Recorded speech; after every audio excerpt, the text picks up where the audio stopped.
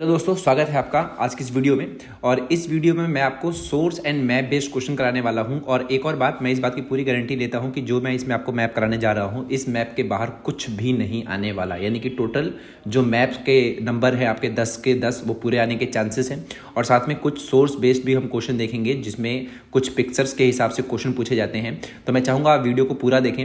और चलिए फिर इस वीडियो को स्टार्ट करते हैं और देखते हैं कौन कौन से क्वेश्चन हैं। सबसे पहले हम कुछ सोर्स वाले क्वेश्चन देखेंगे और बाद में मैं आपको दोनों ही बुक्स के मैप के क्वेश्चन बताऊंगा। और जो कि पूरे के पूरे 100% चांस है कि जो भी क्वेश्चन बनेगा वो उसी में से बनेगा, क्योंकि वो जो आपका है वो सिलेबस के अकॉर्डिंग ही मैंने उस वीडियो को या फिर उस मैप को बनाया है। चलिए पहला क्वेश्चन आपका कि जो आप ये मैप देख रहे हैं, observe the given map and answer the following question. तो ये जो आप ये मैप देख रहे हैं आपने पहले भी देखा होगा और इसी पर क्वेश्चन है आपका कि what is the name of this canal. ठीक है, तो ये जो कनाल है आपका ये पनामा कनाल है, जो कि आपका नॉर्थ अमेरिका और साउथ अमेरिका के बीच में पड़ता है। ठीक है, और ये वर्ल्ड वॉर सेकेंड के टाइम पर अमेरिका ने बनाया था पनामा कनाल। ठीक है, दूसरा सवाल है कि name the point A and B. तो इसमें आप दो पॉइंट देख रहे हैं, एक ए है और एक आपका बी पॉइंट है। इन दोनों का नाम देना है। तो point A is Panama and the point B is Colon. Okay, total ये कितने, इसकी जो लेंथ है इस रूट की तो वो है 72 किलोमीटर। और ये किसको किससे जोड़ती है? अटलांटिक ओशन को पैसिफिक ओशन करेंगे। Name the two ocean connected by this canal. तो अटलांटिक ओशन एक तरफ है और पैसिफिक ओशन एक तरफ है। और इसके बनाने की वजह से बहुत ही ज़्यादा लोगों के पैसे बचे थे, क्योंकि जो शिप थे उनको पहले घूम करके जाना पड़ता था। बट इस कनाल के बनने की वजह से क्या हुआ कि बीच में से जमीन काटी गई बेसिकली, और नॉर्थ अमेरिका और साउथ अमेरिका के बीच से आप कहाँ जा सकते थे? सीधा के सीधा अटलांटिक ओशन में जा सकते थे, क्योंकि इस तरफ पैसिफिक पड़ता था और उस तरफ क्या पड़ता था? अटलांटिक पड़ता था। और इसीलिए इस जगह को यहाँ पर काटा गया ताकि यहाँ से उधर की तरफ जाया जा सके। चलिए अब चलते हैं अगले क्वेश्चन पे। अगला क्वेश्चन क्या भाई? इसमें भी मैप है, given map answer the following question. तो ये वाला जो आप कनाल देख रहे हैं ये स्वेज कनाल है। स्वेज कनाल आपने पहले भी सुना होगा, जो इजिप्ट आप जगह सुनते हैं उस इजिप्ट में ही बनाया था। उस टाइम दो देश थे, ब्रिटेन और फ्रांस, उन दोनों ने मिलकर के ही इजिप्ट में ये स्वेज कनाल बनाई थी, जिसको स्वेज नहर कहा जाता है। ठीक है, और इसमें जो दो नाम है, एक का नाम है point A is Port Said and the point B is Port Suez. जो यहाँ पर आप पॉइंट ए देख रहे हैं, पॉइंट ए और ये पॉइंट बी, ये ठीक आप अगर आप इसमें सऊदी अरेबिया देखते हैं और इजिप्ट को देखते हैं वर्ल्ड के मैप में, ठीक उसके बीच में से एक जगह को काट करके बनाया गया। पहले क्या था कि इसमें हमें पूरा का पूरा अफ्रीका कॉन्टिनेंट को कवर करके जाना पड़ता था, बट इसके बनने से भी बहुत सारा पैसा बचा। और इसीलिए दोनों के दोनों जो कनाल थे आपका पनामा कनाल और स्वेज कनाल, ये काफ़ी ज़्यादा इंपॉर्टेंट बताए जाते हैं। इसके अलावा when was the canal constructed, तो ये आपका 1869 में बना था। और name the country through which this canal pass. तो इजिप्ट के शहर के बीचों बीच, ये जो है बीचों बीच नहीं मतलब थोड़ा सा ऐसा पार्ट है जो इस कनाल से जाता है। और ये जो कनाल था वो किसने बनाया था भाई? ब्रिटेन और फ्रांस ने मिलकर के, इसको जॉइंट वेंचर था ये दोनों का। बाद में ये कनाल पूरे तरीके से इजिप्ट को दे दिया गया। तो ये हो गया ये वाला सवाल। चलिए अब बात करते हैं observe the given map and answer the following question. तो ये जो आप मैप देख रहे हैं रशिया का है, और ये जो आप ये देख रहे हैं सेंट पीटर्सबर्ग से व्लादिवोस्तोक तक ये कोई रेलवे ट्रैक है। तो यहाँ पर क्वेश्चन है आपका कि name the railway line and the country where it lies. तो ये जो आपका है ट्रांस साइबेरियन रेलवे है, और ये कहाँ पर था भाई? रशिया जो देश है उसमें ये बहुत बड़ा, सबसे बड़ा विश्व का एक तरीके से समझ लीजिए रेलवे ट्रैक है। ठीक है, दूसरा क्या है? Name the station mark A and B. तो ए पे क्या है? चिटा एंड द बी है वो मॉस्को। मॉस्को क्या है भाई? रशिया की राजधानी। अगला, explain any two feature of this route. तो इसके दो फीचर क्या है कि ये जो आपका है एशियन रीजन को वेस्ट यूरोपियन मार्केट से एक तरीके से जोड़ता है, और दूसरा it is the longest double tracked and electrified trans continental railway in the world. तो ये लॉन्गेस्ट डबल ट्रैक्ड एक तरीके से इलेक्ट्रीफाइड ट्रांस कॉन्टिनेंटल रेलवे है, ये इसकी विशेषता है। और टोटल अगर हम इसकी दूरी की बात करें तो 9332 किलोमीटर की इसकी पूरी की पूरी दूरी है। ये भी काफ़ी ही ज़्यादा मतलब एक तरीके से कहें तो इंपॉर्टेंट बताया जाता है, क्योंकि ये पूरे के पूरे एशिया को यूरोप से जोड़ के रखता है। ठीक है, चलिए, जिसकी वजह से व्यापार बहुत आसानी से वहाँ पर किया जा सकता है। ये क्वेश्चन रिपीट हो गया। अब चलते हैं अगले क्वेश्चन पे। अगला क्वेश्चन आपका कि study the map given below and answer the following question. तो ये जो आप ये मैप देख रहे हैं इसी मैप से सवाल है ये कि name two west flowing rivers, यानी कि दो नदियों के नाम बताने हैं जो किधर की तरफ बहती हैं भाई? पश्चिम की तरफ। तो पश्चिम की तरफ दो नदियां बहती हैं, एक है आपका नर्मदा और एक है आपका तापी। ठीक है, और अगला क्वेश्चन है आपका कि in which river basin Jammu Kashmir located. तो किस रिवर बेसिन के पास में जम्मू कश्मीर लोकेटेड है? तो यहाँ पर एक नदी है जम्मू कश्मीर, आप ये देख रहे हैं, यहीं से एक नदी जाती है जिसको सिंधु नदी भी कहते हैं, और अंग्रेजी में इसका नाम है इंडस रिवर। तो Indus river basin Jammu Kashmir located. ठीक है, अगला है name two major state which lie in the Ganga river. तो गंगा रिवर ठीक यहाँ से जाती है अगर आप ये देखते हैं, और ये किस किस को कवर करती है, एक तो सबसे पहले उत्तर प्रदेश को कवर करती है, और ठीक ये बिहार को कवर करती है, और बिहार को कवर करते हुए पश्चिम बंगाल से होते हुए बांग्लादेश में जा गिरती है एक तरीके से, ठीक है। तो ये जो है दो मेजर स्टेट कौन कौन से कवर करती है, उत्तर प्रदेश और बिहार को, यानी कि ये समझिए बिहार को तो ये दो अलग अलग हिस्सों में बांट देती है, एकदम बीच से जाती है ये, और पूरा का पूरा जो आप ये उत्तर प्रदेश देखते हैं वो उसमें से बहती हुई आती है, कौन सी, गंगा। चलिए अगले क्वेश्चन पे चलते हैं। अगला क्वेश्चन क्या भाई कि answer the question with the help of diagram picture. तो ये जो डायग्राम आप देख रहे हैं इसके बारे में क्वेश्चन बताना है। तो ये डायग्राम आपको देख करके समझ आ रहा होगा कि इसमें क्या है भाई, आपका रेन वाटर हार्वेस्टिंग की एक टेक्निक है, ठीक है। और इसमें पानी कैसे बच रहा है भाई, तो रेन वाटर जो store in the roof and the store water is divert to the underground tank, जो कि टैंक आपको दिख रहा है, and the store water is drawn with the help of the head pump. और ये वापस एक तरीके से समझिए कि हेड पंप के जरिए आप बाहर इसको ला सकते हैं, ठीक है। तो ये एक रूफ टॉप कलेक्शन है, यहाँ पर पानी पड़ रहा है एक तरीके से, और ये पाइपों की सहायता से यहाँ है, और इसके बाद ये कहाँ जा रहा है, एक तरीके से जो भी कुआं है उसमें जा रहा है, और वापस में इस पानी का इस्तेमाल कर सकते हैं। तो ये हो जाएगा हमारा एक रेन वाटर हार्वेस्टिंग की टेक्निक। चलिए अगला भारमौर रीजन पर एक बहुत बड़ा क्वेश्चन हमेशा देखने को मिलता है। भारमौर रीजन जो आपका है हिमाचल प्रदेश जो आप इलाका देखते हैं, जो पर्वतीय इलाका है उधर की तरफ पड़ता है ये, और इस पर क्वेश्चन है कि यहाँ पर कौन सी ट्राइब रहती है, तो यहाँ पर गद्दी ट्राइब रहती है। और दूसरा क्वेश्चन है कि Bharmour tribal region has harsh climate, तो इसके बारे में हम बताएं तो यहाँ का जो क्लाइमेट है वो काफ़ी ज़्यादा फ्रीजिंग वेदर बताया जाता है, यहाँ पर स्नोफॉल होती रहती है, बहुत ज़्यादा ठंड पड़ती है, और यहाँ पर यही इसका टेम्परेचर है। और जो भी इसके अंदर क्वेश्चन आते हैं वो इसी में से आएंगे, तो ये मैं चाहूँगा कि आप इसको ध्यान से एक बार पढ़ लें, ठीक है। चलिए अगला क्वेश्चन इंदिरा गांधी कनाल आ गया आपका। ये इंदिरा गांधी कनाल के ऊपर भी क्वेश्चन आने के चांसेस सबसे ज़्यादा होते हैं, ये इंपॉर्टेंट क्वेश्चंस में भी आता है, और मैंने जो सीरीज़ बनाई थी उसके अंदर भी ये क्वेश्चन था जिसमें मैंने आपको बुक 1 और बुक 2 के इंपॉर्टेंट क्वेश्चंस भी बताए थे। तो अगर आपने वो नहीं देखी है तो प्लीज़ आई बटन में मैं यहाँ पर दे दूंगा, आप वहाँ से वो देख लेना। और साथ में मैंने पूरी ही बुक के MCQ क्वेश्चन भी बताए हैं, तो वो भी आप देख लेना। तो 4 वीडियो में आपका पूरा का पूरा ज्योग्राफी का सिलेबस कवर हो जाएगा, और पूरे मार्क्स आने के चांसेस आपके बन सकते हैं। खैर इस पे देख लेते हैं क्या क्वेश्चन है। Name the 2 areas of stage first that are benefited by canal. तो हमें 2 एरिया बताने हैं जिसका सबसे ज़्यादा फायदा होता है इस कनाल के जरिए। तो एक नगर है आपका गंगानगर, और एक है आपका हनुमानगढ़, जो कि इधर ही पड़ता है, ठीक है, गंगानगर और हनुमानगढ़। चलिए अगला है by what name was Indira Gandhi canal was known previously. तो इंदिरा गांधी कनाल को पहले राजस्थान कनाल के नाम से जाना जाता था, और 1984 के बाद ही क्या हुआ कि राजस्थान कनाल जो है उसका नाम चेंज करके क्या बना दिया भाई, इंदिरा गांधी बना दिया। 1984 में इंदिरा गांधी की डेथ हो गई थी। अगला क्वेश्चन है introduction of canal irrigation has replace some crops in this area. तो यहाँ पर क्या था कि कुछ क्रॉप्स ऐसी थी जो पहले यहाँ पर बोई जाती थी, यानी कि ट्रेडिशनल क्रॉप्स थी, यानी कि ग्राम था, बाजरा था, ज्वार था, जिसको रिप्लेस किया किसने, वीट और कॉटन ने। क्योंकि वीट और कॉटन जो आपकी है ये पहले यहाँ पर उगती नहीं थी, बट यहाँ पर जैसे ही इरिगेशन सिस्टम बढ़िया हुआ यहाँ पर वीट और कॉटन ने इन फसलों की जगह ले ली। चलिए अगला क्वेश्चन आपका इस वाले पैराग्राफ से है। इस वाले पैराग्राफ को ट्रांसपोर्टेशन वाला आपने पैराग्राफ देखा, ट्रांसपोर्टेशन और कम्युनिकेशन वाला वो वाला पैराग्राफ है ये, और इस पर क्वेश्चन आता है आपका कि explain the utility of transportation. देखिए ट्रांसपोर्टेशन होता क्या है, ट्रांसपोर्टेशन का सबसे मेन काम ये होता है कि वो जो भी सामान है एक जगह से दूसरी जगह तक किसके तक पहुंचाए, कंज्यूमर्स तक पहुंचाए, ठीक है। दूसरा क्या है भाई कि define the term communication. Communication क्या होता है भाई कि exchange of ideas, views, messages from one place to another is communication. यानी कि जब आप किसी से बातचीत करते हैं, अपने आइडिया शेयर करते हैं, अपने मैसेज वहां तक पहुंचाते हैं, तो उसको हम क्या बोलते हैं भाई, कम्युनिकेशन बोलते हैं। अगला क्वेश्चन आपका difference between transport and communication. देखिए जो ट्रांसपोर्ट है वो क्या है, ट्रांसपोर्ट का मतलब होता है exchange of item, products from one place to another, जबकि कम्युनिकेशन क्या आपका कि exchange of ideas, views and one place to another. तो ये दोनों के बीच का जगह आपका डिफरेंस हो जाएगा। तो ये कुछ सोर्स बेस्ड क्वेश्चन थे।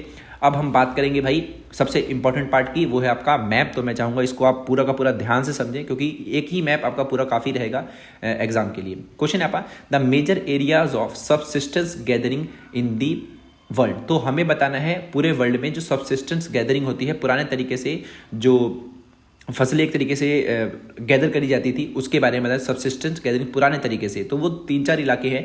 ए वाला इलाका जो आप देखते हैं ये इसमें है कनाडा, कनाडा का जो नॉर्दर्न एरिया है, और ये जो आपका देखते हैं अलास्का जो कि अमेरिका का है, एक ये इलाका है। जो बी आप देख रहे हैं ये अमेजन बेसिन वाला इलाका है। जो सी आप देख रहे हैं ये ट्रॉपिकल जो अफ्रीका है, यहाँ से कर्क रेखा जाती है, तो एक ये इलाका पड़ता है जहाँ पर ये चीज़ होती है। क्या चीज़ होती है भाई, सबसिस्टेंस गैदरिंग होती है। और अगला इलाका है डी वाला जो कि आपका नॉर्दर्न यूरेशिया। यूरेशिया क्यों कहते हैं, क्योंकि यूरोप और एशिया दोनों को मिलाकर के ये एरिया बना हुआ है, यानी कि ये यूरोप हो गया और ये पूरा का पूरा एशिया हो गया। तो यूरेशिया प्लेट कहा जाता है इसको, यानी कि ऑप्शन नंबर जो डी देख रहे हैं आपके, ये कौन सी प्लेट है भाई, यूरेशिया सॉरी नॉर्दर्न यूरेशिया है, ठीक है। और जो ई आप देख रहे हैं, ई कहाँ गया भाई, ABCDE ये वाला हिस्सा है, कि ई वाला जो आप इलाका देख रहे हैं वो साउथ ईस्ट एशिया है, कि जो साउथ ईस्ट एशिया जो आप ये देख रहे हैं इस तरीके से, ये साउथ ईस्ट एशिया है। और अगला आपका साउदर्न चिली, जो साउदर्न चिली जो है यहाँ पर ये देश पड़ता है एक तरीके से, इसमें जो साउदर्न चिली जो नीचे की तरफ पड़ेगा वो हमारा साउदर्न चिली है। तो ये कुछ ऐसे इलाके थे जहाँ पर क्या होता है भाई, सबसिस्टेंस गैदरिंग होती थी, ठीक है।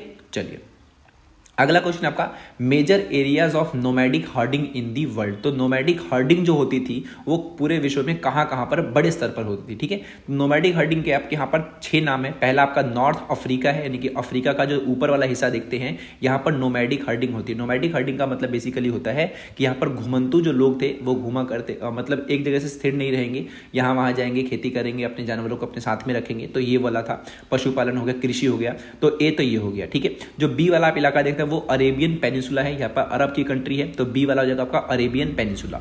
तीसरा है मंगोलिया, जो चीन के ठीक ऊपर जो आप देश देखते हैं यहाँ पर पड़ता है, जो ऑप्शन नंबर सी आप देख रहे हैं, ये मंगोलिया वाला इलाका है, यहाँ पर भी यही चीज होती थी। और डी है आपका टुंड्रा रीजन ऑफ यूरोप, यानी कि ये वाला जो इलाका देखें बेसिकली यूरेशियन प्लेट है ये भी, तो यहाँ पर भी क्या होता है आपका नोमैडिक हर्डिंग होती है, ठीक है। और लास्ट के हैं 2, कौन से, एक है मेडागास्कर, जो कि ठीक ये जो हिस्सा देख रहे हैं आप ई वाला, ये मेडागास्कर है, यानी ठीक अफ्रीका के राइट में जो हिस्सा पड़ता है वो मेडागास्कर है, यहाँ पर भी नोमैडिक हर्डिंग होती है। और एक इलाका है आपका south west Africa. South west Africa कहाँ पड़ेगा भाई, साउथ नीचे की तरफ पड़ता है, और ये पड़ेगा आपका एफ, यानी कि साउथ नीचे और वेस्ट यानी कि इस तरफ। तो साउथ वेस्ट अफ्रीका यानी कि एफ जो है आपका, यहाँ पर भी नोमैडिक हर्डिंग होती थी। और सेंट्रल चाइना, कि चाइना के बीचों बीच ये जो आप देख रहे हैं एक तरीके से, ये एक ऐसा इलाका है जहाँ पर नोमैडिक हर्डिंग होती थी। तो पूरे विश्व में आप ये ध्यान रखें, अगर मैप आता है कि नोमैडिक हर्डिंग बताओ और ए यहाँ पर टिक है, तो आपको इसका नाम बताना पड़ेगा, यानी कि नॉर्थ अफ्रीका आपको यहाँ पर लिखना पड़ेगा।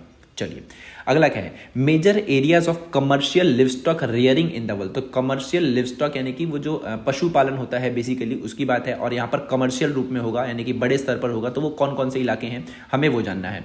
तो जो सबसे पहला आप इलाका देख रहे हैं ए वाला, इसमें USA भी काउंट हो रहा है, और जो आपका कनाडा है यहाँ पर भी काउंट हो रहा है। तो एक तो ये हो गया। दूसरा कौन सा है बी, अर्जेंटीना और उरुग्वे, यहाँ पर 2 देश काउंट हो रहे हैं, अर्जेंटीना भी यहीं पड़ता है और उरुग्वे भी यहीं पड़ता है, तो ये हो जाएगा। सी जो आपका है साउथ वेस्ट अफ्रीका, जो अफ्रीका भी थोड़ी देर पहले ही बताया था मैंने, तो साउथ वेस्ट अफ्रीका ये पड़ता है ऑप्शन नंबर सी वाला।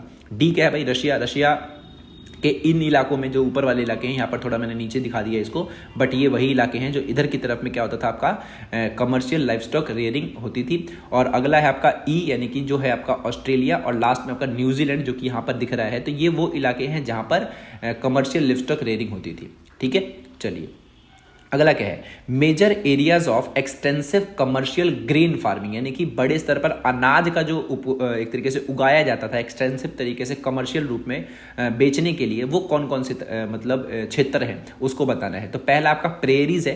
प्रेरीज कहाँ पड़ता है भाई, जो कनाडा और जो आप अमेरिका देखते हैं वहाँ के जो घास के मैदान है उनको प्रेरीज कहा जाता है, जो कि हो गया ए। जो आप ये यूरेशियन प्लेट देख रहे हैं ये वाला बी वाला, यहाँ पर घास के मैदानों को क्या बोलते हैं, स्टेपीज बोलते हैं। जो अर्जेंटीना है यहाँ पर घास के मैदानों को क्या बोलते हैं भाई, पंपास बोलते हैं, यानी कि ऑप्शन नंबर सी। जो आप डी देख रहे हैं यहाँ पर घास के मैदान क्या बोलते हैं, वेल्स, यानी कि साउथ अफ्रीका ये वाला इलाका, ठीक है। ऑस्ट्रेलिया, ऑस्ट्रेलिया में घास के मैदानों को डाउन्स कहा जाता है, और जो न्यूजीलैंड है यहाँ पर कैंटरबरी कहा जाता है। तो ये बेसिकली घास के मैदान हैं, ठीक है। तो ये वो इलाके हैं जहाँ पर एक्सटेंसिव कमर्शियल ग्रेन फार्मिंग होती है, यानी कि बहुत बड़े स्तर पर जो अनाजों को यहाँ पर उगाया जाता है, ठीक है। अनाज, ग्रेन यानी अनाज। चलिए अब बात करते हैं terminal station of major transcontinental railway of the world. तो बड़े स्तर पर जो टर्मिनल स्टेशन बने हुए हैं जो कि ट्रांसकॉन्टिनेंटल रेलवे कहलाते हैं, तो वो हमारे पास 3 है टोटल, ठीक है। एक तो आप यहाँ पर देख रहे हैं जो वैंकूवर टू हैलिफैक्स जा रहा है, बेसिकली ये कनाडा से USA की तरफ आता है, जो कि ट्रांस कनेडियन रेलवे कहा जाता है, वैंकूवर टू हैलिफैक्स, ठीक है। दूसरा जो आप देख रहे हैं ये रशिया, यहाँ से ये स्टार्ट होता है ठीक इधर से, और यहाँ से जाते जाते जाते जाते कहाँ जा रहे हैं, सेंट पीटर्सबर्ग जा रहा है। देखिए व्लादिवोस्तोक से सेंट पीटर्सबर्ग जो आपका जगह देखते हैं, या फिर पीटर्सबर्ग टू व्लादिवोस्तोक, अभी थोड़ी देर पहले भी मैंने आपको ये बताया था कि ये वही क्वेश्चन है। तो इसको क्या बोलते हैं भाई, ट्रांस साइबेरियन रेलवे, जो कि सबसे बड़ा है विश्व का, और इसकी मैंने आपको बताया भी था 9332 किलोमीटर के आसपास में बताया था इसका टोटल जो लॉन्गेस्ट है ये। और अगला है तीसरा जो कि ऑस्ट्रेलिया में है, जो कि पर्थ को सिडनी से कनेक्ट करता है जो रेलवे नेटवर्क है, तो इसको बोलते हैं ट्रांस ऑस्ट्रेलियन रेलवे। चलिए major sea ports of the world, यानी कि विश्व में जो सबसे बड़े बड़े सी पोर्ट्स हैं जहाँ पर जहाज आते हैं, सामान वामान उतारते हैं, उनकी हम बात करेंगे। तो जो यूरोप वाला इलाका आप देखते हैं, यूरोप हो जाएगा ये वाला। यूरोप में कुछ जगह कौन सी है, नॉर्थ केप है, ठीक है, और लंदन है, हैम्बर्ग है। और नॉर्थ अमेरिका की अगर हम बात करें तो नॉर्थ अमेरिका में शिकागो हो गया, न्यू ऑरलेंस हो गया, मैक्सिको सिटी हो गया, ये वहाँ की जगह है। सैन फ्रांसिस्को हो गया, वैंकूवर हो गया, वैंकूवर मैंने थोड़ी देर पहले भी आपको बताया था। और अगर हम किसी की बात करें साउथ अमेरिका की, साउथ अमेरिका नीचे वाला हिस्सा, इसमें है कोलेनो, वोल्पेरिसो, रियो दी जेनेरियो, ठीक है, रियो दी जेनेरियो जो आपका ब्राजील की राजधानी है। तो इधर ही आप इसको भर सकते हैं, यानी कि फिल कर सकते हैं, सॉरी। अगला है आपका अफ्रीका। अफ्रीका में दो जगह, एक तो स्वेज यानी कि इधर की तरफ में पड़ता है, और एक आपका कौन सा है भाई, एक है आपका केप टाउन। केप टाउन कहाँ पड़ता है भाई, इधर ही की तरफ में पड़ता है। और एक और बात, यहाँ पर जो नाम है ये थोड़े से अलग लिखे हैं और यहाँ पर कुछ थोड़े अलग है, तो आप ये वाले भी इसके अंदर यूज कर सकते हैं, ठीक है। चलिए अगला बात करते हैं major airports of the world. तो एयरपोर्ट्स देख रहे हैं हम पूरे के पूरे विश्व में। तो एशिया में जो सबसे बड़ा सबसे बड़े जो एयरपोर्ट्स हैं वो कौन कौन से, एशिया में टोक्यो जो कि जापान में, बीजिंग चाइना, मुंबई इंडिया, जिद्दन अदेन जो आपका पड़ता है, ये जो आप सऊदी अरेबिया वाला जो देश देखते हैं, जद्दा, ये जो सऊदी अरेबिया वाला देश है। और ठीक इसके नीचे एक और देश है, आई थिंक यूएई है, ये अदान वाला जो भी लिखा है यहाँ पर। तो ये कहाँ पे हैं, एशिया के हैं। अफ्रीका में दो हैं, जोहानसबर्ग और नैरोबी। जोहानसबर्ग पड़ता है आपका भाई साउथ अफ्रीका में, और नैरोबी जो आपका है वो केनिया में एक पड़ता है, जो कि यहाँ पर आपको दिख रहा होगा।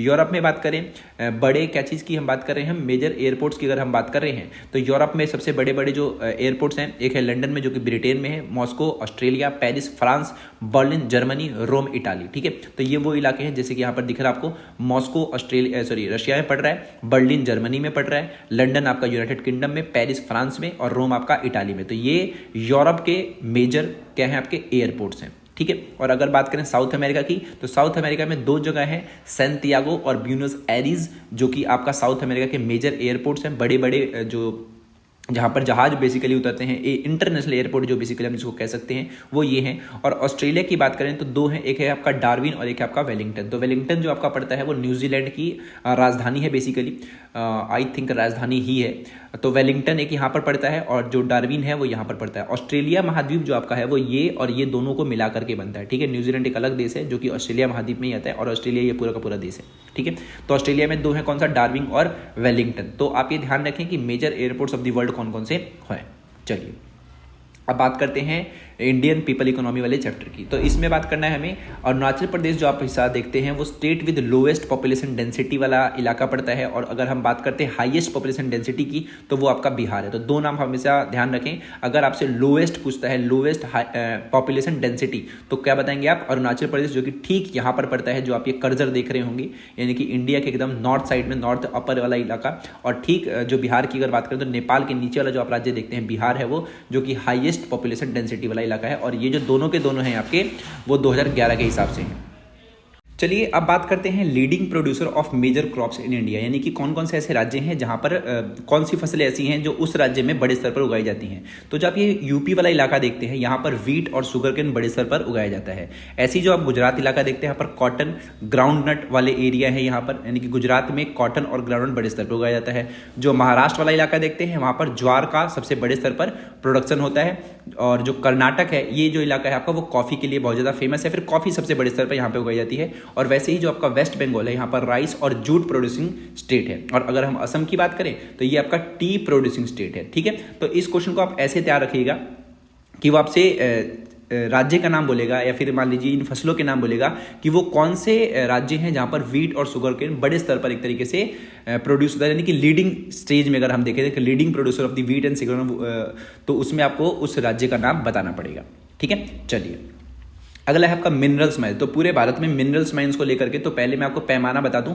अगर ये जो गोल वाला आपको दिख रहा है उसका मतलब ऑयल रिफाइनरी है, जो आपको ये ट्रायंगल दिख रहा है वो आपका कोल फील्ड्स है, और जो आपको ये स्क्वायर दिख रहा है ये आपका ये कौन सा है, आयरन ओर माइंस है, ठीक है। तो अगर हम बात करें, पहले हम बात करते हैं ऑयल रिफाइनरीज यानी कि जो गोल वाला है, तो ऑयल रिफाइनरी यानी पेट्रोल से जुड़ी हुई जो भी चीजें हैं, तो जामनगर, मथुरा और ये है आपका बरौनी, जो कि आपका कहाँ पड़ता है, ये बिहार में पड़ता है। ये तीन इलाके हैं जो ऑयल रिफाइनरी के लिए फेमस हैं। तीसरा कोल फील्ड्स की अगर हम बात करें तो झारखंड के कुछ इलाके हैं, बोकारो, झरिया, और ये आपका पश्चिम बंगाल है। पश्चिम बंगाल में कौन सी जगह भाई, आपका रानीगंज यहाँ पर फेमस है।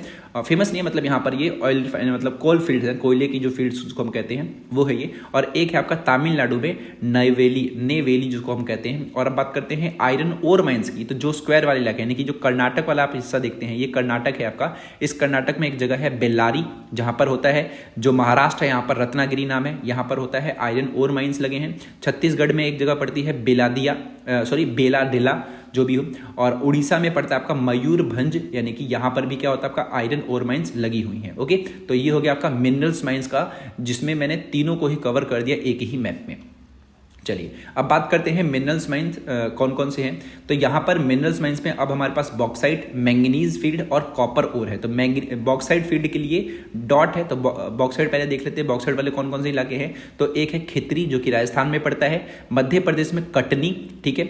जो आप छत्तीसगढ़ देखते हैं, छत्तीसगढ़ में बिलासपुर, और जो उड़ीसा आप इलाका देखते हैं उसमें कोरापुट, और ऐसे ही मतलब सिर्फ 4 ही हैं बेसिकली। मैंगनीज की अगर हम बात करें तो कर्नाटक में एक जगह पड़ती है शिवमोगा, वहां पर एक तरीके से मैंगनीज फील्ड देखी जाती है। और अगर हम बात करें कॉपर ओर की, तो कॉपर ओर पड़ता है आपका भाई बालाघाट में, जो कि आपका मध्य प्रदेश में है। सॉरी, ये स्क्वायर है ना, तो स्क्वायर होगा तो मैंगनीज फील्ड होगा आपका, ये है ना। और अगर हम ट्रायंगल की बात करें तो ट्रायंगल आपका कॉपर ओर था, यानी कि झारखंड में 2 जगह है, एक तो है हजारीबाग और एक है आपका सिंह भूमि। इन दोनों जगहों पर क्या होता है भाई आपका कॉपर ओर लगाया जाता है।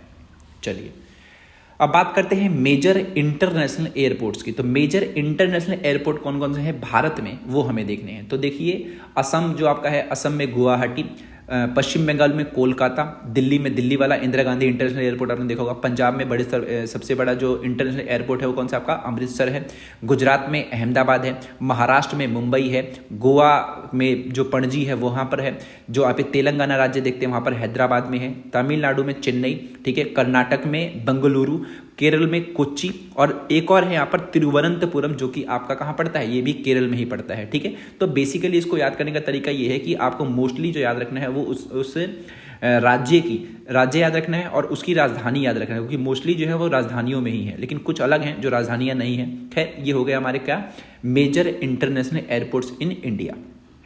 चलिए अब बात करते हैं major sea ports in India. तो सी पोर्ट्स कहाँ कहाँ पर हैं, तो सी पोर्ट्स की अगर हम बात करें तो गुजरात में जो कांडला वाला इलाका देखते हैं, ये सबसे बड़ा नहीं, मतलब ये भी आपका एक सी पोर्ट्स है। मुंबई में जो कि महाराष्ट्र में पड़ता है, मरमगो जो कहते हैं वो गोवा में पड़ता है, ठीक है। कर्नाटक में मैंगलोर जो कि आपको यहाँ पर दिखाई दे रहा होगा, ठीक है। और जो आपका केरला है, केरला में कोच्चि है सी पोर्ट्स, और ऐसी तुत्तीकोरिन जिसको कहते हैं जो तमिलनाडु में पड़ता है, वैसे ही चेन्नई है जो तमिलनाडु में है। विशाखापट्टनम जो आप देखते हैं ये आंध्र प्रदेश में है, और एक है आपका पारादीप जो कि उड़ीसा में पड़ता है, और एक है आपका कोलकाता जो कि वेस्ट बंगाल में पड़ता है। और ये कौन से इलाके हैं, मेजर सी पोर्ट्स वाले इलाके हैं, ठीक है। चलिए फिलहाल सॉरी हमारी वीडियो यहाँ पर ख़त्म हो रही है, मुझे पता नहीं चला। बात करें तो ये आपके टोटल दोनों बुक के मैंने जो मैप हैं वो कवर किए हैं, ठीक है। और जो भी मैप का क्वेश्चन है 98% मैं गारंटी लेता हूँ इसी में से बनेगा, और थोड़ा बहुत हो सकता है भाई ऊंची नीचे अगर हो जाती है तो देखी जाएगी। फिलहाल मैं चाहूँगा कि आप भाई चारों वीडियोस देख लें, यानी कि इसमें हमने सोर्स बेस्ड और मैप कवर कर लिया। पिछली 3 वीडियो में मैंने आपको MCQ प्लस में एक वीडियो मैंने आपको बुक फर्स्ट के इंपॉर्टेंट क्वेश्चन बताए थे, और बुक 2 के भी इंपॉर्टेंट क्वेश्चन बताए थे अगली वीडियो में। तो वो 4 वीडियोज़ आप कर लीजिए, 4 वीडियोज़ में ही आपको पूरे के पूरे 70 मार्क्स मिल जाएंगे। चलिए मैं मिलता हूँ आपसे अगले एग्जाम में, और अगर आपका एग्जाम बढ़िया जाता है इन वीडियोज़ को देख करके तो प्लीज़ मैं चाहूँगा कि आप भाई कॉमेंट करने वापस जरूर आएँ और मुझे बताएँ, ठीक है। बाय।